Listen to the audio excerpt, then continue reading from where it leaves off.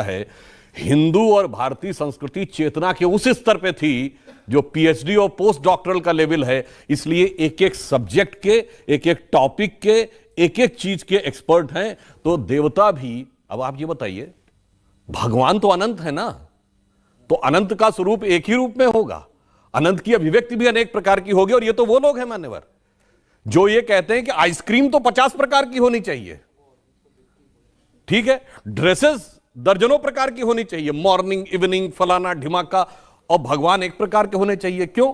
इसलिए कि भगवान के लेवल पे अभी वो प्रिमिटिव लेवल पे पड़े हैं, जिसे कहते हैं करिया अक्षर भैंस बराबर। तो इस कारण से उनको लगता है, ये उसमें मैं उनको दोष नहीं देना चाहता, जिसका जितना स्तर है, जैसे हमारे यहां कहते हैं ना, आकाश से पानी समान रूप से बरसता है। बरसात का सीजन चल रहा है ना, एक गिलास रख दीजिए तो गिलास भर पानी आएगा, जग रख दीजिए जग भर पानी आएगा, बाल्टी रख दीजिए बाल्टी भर पानी आएगा, ड्रम रख दीजिए ड्रम भर पानी आएगा, सरोवर में नदी में नदी भर के आएगा। तो जिसकी जैसी पात्रता, विद्या ददाति विनयम, विनयम ददाति पात्रताम। तो पात्रता के अनुसार लोग अपना अपना ज्ञान ग्रहण करते हैं। अब जैसे एक सवाल किसी ने उठा दिया, नाम लेने की जरूरत नहीं है, उन तक अपने आप पहुंच जाएगा जवाब, अगर अब तक नहीं मिला होगा तो। भाई भगवान गणेश जो है, भगवान गणेश का सर जो है वो हाथी का क्यों है? और उन्होंने पूछा कि ये भगवान कैसे हो सकते हैं, इसका कोई लॉजिक है, कोई एक्सप्लेनेशन है? तो क्या हमारे यहां पर हमारे भगवानों के, हमारे देवी देवताओं के पीछे कोई लॉजिक नहीं है, केवल पूरी कल्पनाएं? अगर गणेश जी का उदाहरण पूछूं, देखिए लॉजिक है, परंतु जिन लोगों का लॉजिक वहां से गवर्न होता है, ऐसा था कि आप सबने कार्ल मार्क्स का नाम सुना होगा, जो भारत के वामपंथियों के लिए उनका एक एक वाक्य ब्रह्म वाक्य होता है। भारत को वो उसी चश्मे से देखते हैं जिस कार्ल मार्क्स ने न कभी भारत आया, न संस्कृत पढ़ी, न कोई भारतीय भाषा पढ़ी, न कोई भारतीय ग्रंथ पढ़ा। उसने न्यूयॉर्क हेराल्ड ट्रिब्यून में 1854 में एक आर्टिकल लिखा अमेरिका में, और उसमें उसने ये चीज प्रयोग की, उसने एक शब्द प्रयोग किया कि जो ब्रिटिशर्स भारत के साथ कर रहे हैं वो दुखद है परंतु आनंददायक भी है। He said कि whatever the Britishers are doing to India, the destruction is painful but pleasurable also। क्यों? उसने क्या कहा? हाथी गणेश, बंदर हनुमान और नंदी बैल को पूजने वाले हिंदू चाहे जितने भी डेवलप्ड क्यों ना हो, ये इसी लायक हैं कि इन पर हुकूमत की जाए। और उनके मानस पुत्र आज उसी नजरिए से देखते हैं।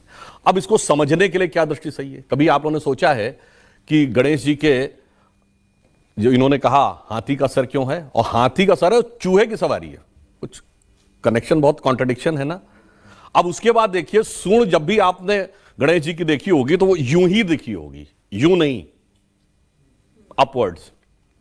और गणेश जी क्या है? एक दंत। हाथी के तो दो दांत होते हैं, तो एक दंत क्यों है? अब एक ही दंत है तो दूसरा दांत, अगर आपने देखा होगा जो हाथ चार भुजाओं वाली गणपति जी की मूर्ति है, तो वो एक दांत तोड़कर हाथ में पकड़े हुए हैं। भाई एक दांत था तो एक ही दांत होता, पर ये दूसरा दांत टूटा हुआ है। ऐसा क्यों है वास्तविकता में? और गणेश जी हैं क्या? अष्ट सिद्धि, रिद्धिपति सिद्धिपति, ठीक। 8 सिद्धियां क्या हैं? अणिमा गरिमा महिमा लघिमा प्राप्ति प्रकाम में ईश्वरत्व वशित्व। तो उनका पूरा स्वरूप जानते क्या है? वह शरीर में जो हमारे यहां चेतना की जागरण की प्रक्रिया होती है, वह उसके प्रतीक है। हाथी का सर इसलिए कि हाथी के सर पे गजमुक्ता होती है और सूर्ण कुंडलनी की शक्ति का प्रतीक है।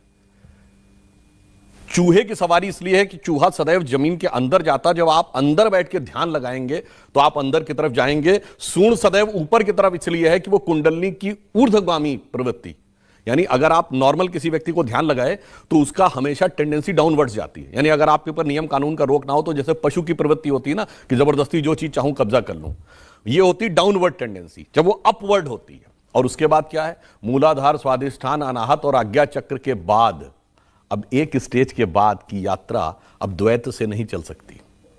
यानी अब आपको ब्रह्म और संसार में से एक के साथ संबंध विच्छेद करना पड़ता है, तो संसार से संबंध तोड़ना पड़ता है। इसलिए एक दांत है और दूसरा दांत तोड़ा हुआ है, फिर आगे की यात्रा ब्रह्मरंध तक जाती है। तो आप ये समझिए, अब जिसको इसके फंडामेंटल्स ही ना पता हो, उसकी हम गलती थोड़ी करते हैं। जैसे आप नमक खाते हैं, नमक का केमिकल फार्मूला क्या है? NaCl। NaCl में Na का मतलब है सोडियम और Cl का मतलब है क्लोराइड। ये आप तब समझ पाएंगे यदि आपने पीरियोडिक टेबल पढ़ी हो और केमिस्ट्री के बेसिक एलिमेंट्स पढ़े हो। अगर आपने नहीं पढ़े तो आप NaCl को पढ़ेंगे नेकेल, फिर ऑक्सफोर्ड डिक्शनरी में उसका अर्थ ढूंढने का प्रयास करेंगे। आप कहेंगे नेकल तो कोई शब्द नहीं होता, इसका मतलब या तो ये नेकलेस है या ये निकिल है, और ये पढ़ के आप जितना बड़ा अर्थ का अनर्थ करेंगे, उतना ही बेसिक ज्ञान के अभाव में हिंदू धर्म के देवी देवताओं के इस विराट चेतना के स्वरूप को समझने में वैसी गलती हमारे जो बौद्धिक प्रतिद्वंदी या मार्क्स के मानसपुत्र, मैकाले के मानसपुत्र कर जाते हैं। अच्छा, ये परिभाषा आपको या ये जो थियरी है भगवान